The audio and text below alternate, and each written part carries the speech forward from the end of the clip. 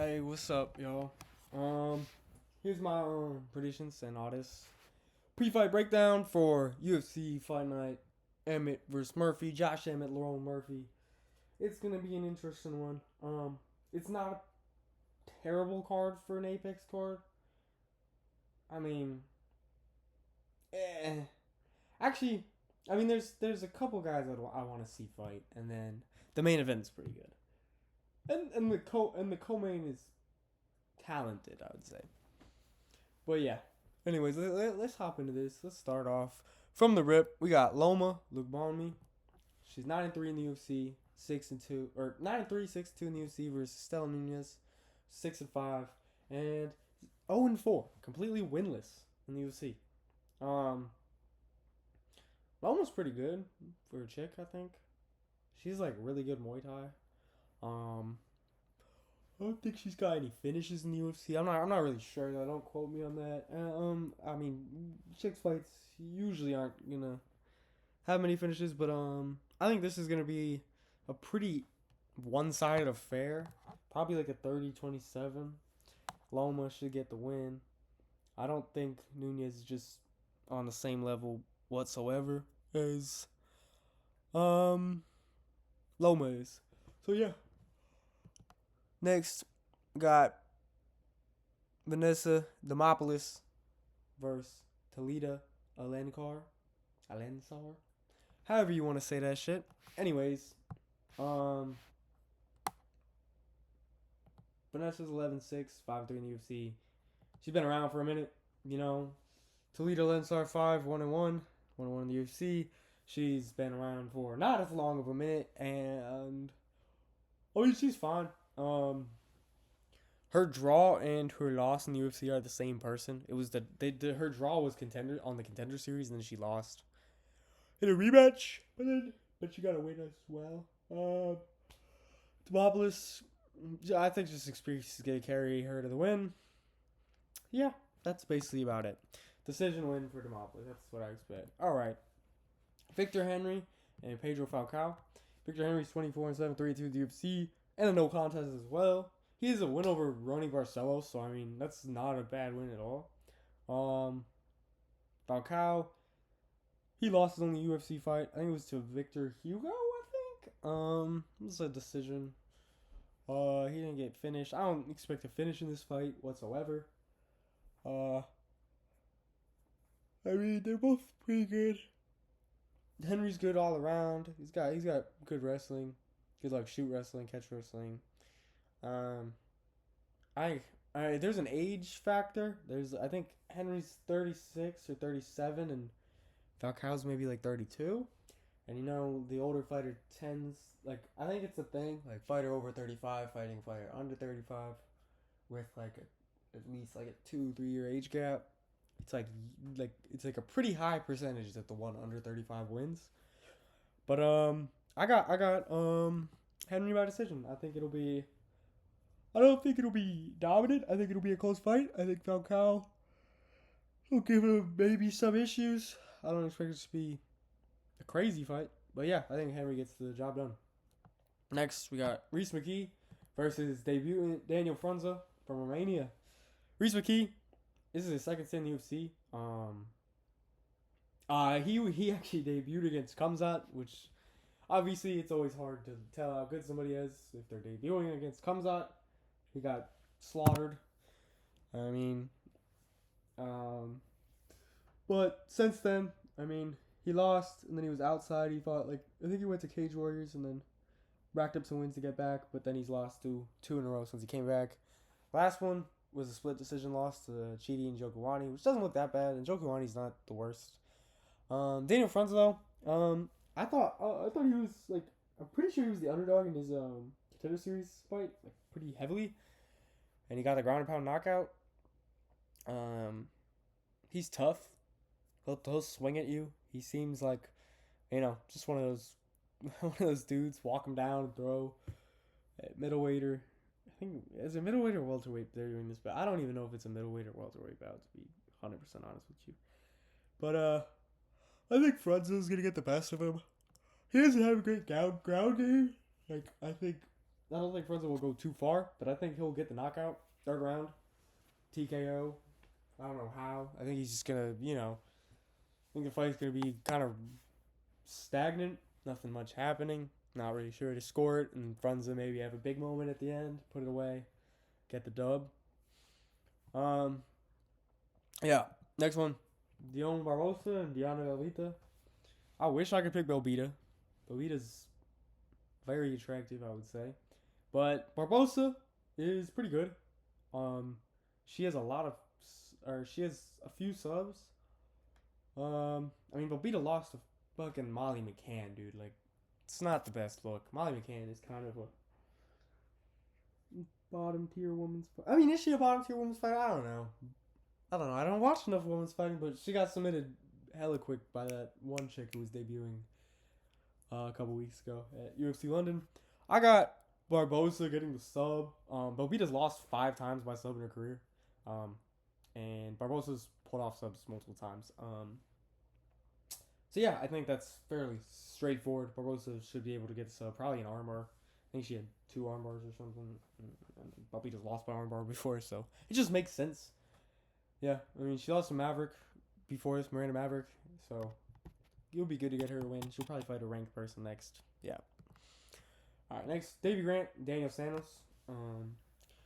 Davey Grant, he's an OG. I think he started out on The Ultimate Fighter, if I'm correct, back in the day, like way back in the day. I mean, 13 fights in the UFC. He's kind of an OG. And he's had good fights throughout his career, like close ones with like real opponents. Like who is that he lost the split decision to? Was it a split decision to recently? Daniel Marcos. Like I wasn't recently, a year and a half ago, but almost 2 years ago. He lost a split decision to Daniel Marcos. Also split decision to Adrian Yanez.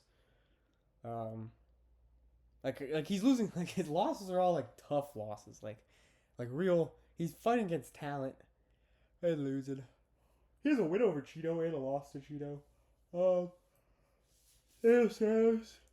Santos hasn't fought in 2 years. He's on a 2-fight winning streak in the UFC. He's 2-1 in the UFC, but he just hasn't fought in 2 years. So I don't know. Santos needs to get back on the map basically. I got Grant by decision though. I think he should have the tools to get this done.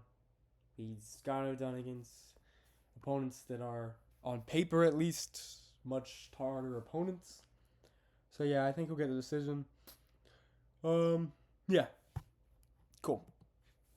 Luis Gurul, Ode Osborne. Luis Gurul's making his debut. Who did he beat on the contenders? He beat the one Nick Piccinini or some shit. It was a wrestler, like one of DC's boys on the Contender Series. He won by split decision. That's how he got signed. Girl's kind of he's like a walk him down kind of dude, He just like kind of goes at the opponent. Seems kind of like just like not afraid to get punched kind of mentality. Walk him down, swing, put you up against the fence kind of guy. Osborne seems to lose to everybody pretty good. He's on a 3-fight losing streak, but the Lazy Boy one was debatable. I don't think Gurul's gonna put him out. Gurul does have 5 knockouts, but they're the first 5 fights of his career, and then the rest have been decision. I think maybe one submission, but what's it called? I don't think Gurul's gonna put out Osborne, and I don't think Gurul's chin has been tested. Osborne can KO people. And Ode's fast, man. And Gurul doesn't look the fastest flyweight. I got Osborne by decision, like a 29-28. It'll be close. I wouldn't be shocked if Osborne was the better fighter and then they give it to Gurul like they did Lazy Boy, just because Osborne's kind of not really marketable. But I think Osborne gets it done. I think he's just too fast for Gurul, bro. That's what I think. And he'll get it done by decision, striking, landing more, maybe even get a knockdown in there. I don't know. Here we go. Robert Valentin, Torres Finney. Torres Finney is future middleweight, GOAT. I'm telling you, bro. Like, he's gonna. Nah, I'm kind of playing about this. Finney lives at the Apex, so bro, he has like 3 Contender Series wins, and now he's fighting again in the Apex. Valentine, he was on the Ultimate Fighter. He got ground and pounded by Ryan Loader in the final, I believe. I kind of think the same thing's gonna happen. Hold on, like this is how I think it goes. Finney's gonna take him down and just ground and pound him, like ASAP. I've watched Finney on the Contender Series so many times to know how he fights. He's just gonna, I don't know. He's either gonna ground and pound or he's just gonna like 30-27, just like hold down Valentine, land some ground and pound. I don't know, just do what he's done on the Contender Series. He's very like he just uses his build, his like strength. He's a beast, and I don't think Valentine's gonna get anything on him. Valentine has submissions, but do you really see this man, Taurus Finney, getting submitted? Like, look at him. That build is not getting submitted. So yeah. Also, I think he has plot armor because he's, I don't know. He has like he has this thing. Taurus Finney has this thing that's I think gonna become like popular. I think he'll grow and be known. I think he'll win. Like, I think they're gonna like give him light fights at middleweight for a bit, and then see what he does in the future against actually maybe one of the guys from the next fight we're gonna go to. This one, Gerald Mearshart versus Brad Tavares. 2 of the OGs of the middleweight division. Classic guys. Been in the UFC for forever. Like, I don't know. Was Mearshart 10-12 or was he 12-10? I might have wrote that wrong. I'll have to look that up in a minute. So don't quote that. But he is 37-18, 20-10 for Brad Tavares. These guys are old. They're both 37. They're actually, I looked at on top of Mearshart is older by 3 days. So I didn't realize that. I thought Tavares was way younger. Like, I thought he was like 3 years younger. I thought he was like 34 and Mearshart 37, but nope, they're both 37 years old. GM3 had a really good last year, I thought. Like, he had 2 sub wins, including Shabazian. And he was beating RDR before getting subbed, I thought, at least. And RDR's legit, so Mearshart still has it. Tavares looked pretty good against Iron Turtle, but he lost. Tavares hasn't won since beating Chris Weidman by decision, and before that, it was 2021 was the last time he won, which I think was Omari Akhmedov. I don't love that for Tavares. I got Mearshart by decision. I think he's just gonna get it done. Probably slightly better on the ground, I think. In my opinion, but Tavares has a great takedown defense. But I just think Mearshart's gonna win. I don't know. I have this feeling Mearshart had a good 2024. Tavares hasn't looked good in a long time, really. So yeah, like why? I don't know why Tavares is favored as heavily as he is. I feel like GM3 is gonna get this shit done. Back in blood. Kennedy Izuchukwu versus Martin Budai. Kennedy Izuchukwu, he seems so much better at heavyweight than he was at light heavyweight. This is where he needs to be. Light heavyweight he did have a win over. I mean, he is Carlos Ulberg's only loss. He knocked him out. So fair enough, Izuchukwu. You have your thing, but heavyweight just fits for him. Martin Budai's only loss in the UFC was Shamil. He got ran through by Shamil, but I think that Kennedy is actually probably better than Shamil is, to be honest with you, at heavyweight. So I think this is very simple. If Shamil could knock out Budai, Izuchukwu was gonna put him out quick. Izuchukwu put out both his last 2 opponents fairly quickly at heavyweight, I believe. What was it? Lucas Brzezinski, and I cannot remember the other guy for some reason. The first heavyweight fight he had. But he put him out quick. I don't know. Izuchukwu just got that. He has low-key aura at heavyweight. Oh, Chris Barnett. Yeah, it was Chris Barnett. And he looked crazy against Chris. I know it's Chris Barnett, but he was going off on Chris Barnett. Like, he looked really good. I think Izuchukwu kind of has some aura at heavyweight, and heavyweight needs some decent guys. So, okay, he's gonna put out Budai right away, and then you give him top 10 guy. Give him Machin Taibura again. I don't know. Taibura, just let him fight every up and comer till he loses. Yeah. Next one, Tavius Ramius versus Chengo Ali. This will be a fun fight. I don't necessarily think either of these guys are world beaters. I don't think that they're gonna. I don't think either of these guys will ever sniff the rankings, to be honest with you. But I think that they are fun fighters, and that is more than enough to be worth it in the UFC and honestly make a career out of fighting. I think that these guys will probably swing a little wildly and stuff. Ramius is better on the ground in my opinion than Lee is. And he could get a sub. I don't think he'll get a sub though. I don't think that's gonna happen. I think that they're just gonna strike for a while. Maybe Ramius gets some takedowns. I do better on the ground, and that is why I think Ramius is gonna get the win here. I mean, they both have their one fight before, and both were close decisions. Chengo Lee came always on the road to UFC against Long Shao. He won a split decision, and Ramius lost the decision to Gaston Bolaños, which is not very impressive, but I still think that these two will put on a banger. Next, I got Joanna Semprito versus Pat Sabatini. This is a great fight in terms of ability. These two, I mean, both these guys have a good ground game and a good striking game. Sabatini edges it in the ground, though, I think. But, I mean, Brito has the win over Diego Lopez. So, obviously, that Diego Lopez, that's a hell of a win. And look what Lopez did to Sabatini. Lopez ran right through him. Knocked him out in a round. I think based off of that, obviously, Brito seems to be the one who should get the win here. Brito, I mean, he lost to William Gomez, but that was kind of bullshit. It was split decision. Should have gone to Brito. I think Brito's going to put him away quick. Don't let the judges get into it. Because obviously the judges have done Brito wrong before. And, I mean, Pat Sabatini's good, but I think this is how it goes. I think Brito put him away quick and prove that he is like that. He hasn't been able to put away William Gomez. He needs one of those. He needs a big win like that, get him back on the right direction. So after that, he can fight in the rankings. And then on to the main event. Josh Emmett, Leroy Murphy. Josh Emmett. What else can you say? I mean, what can you say about him? Everybody knows him. But the thing is, it's gonna be like a year and a half since the Mitchell KO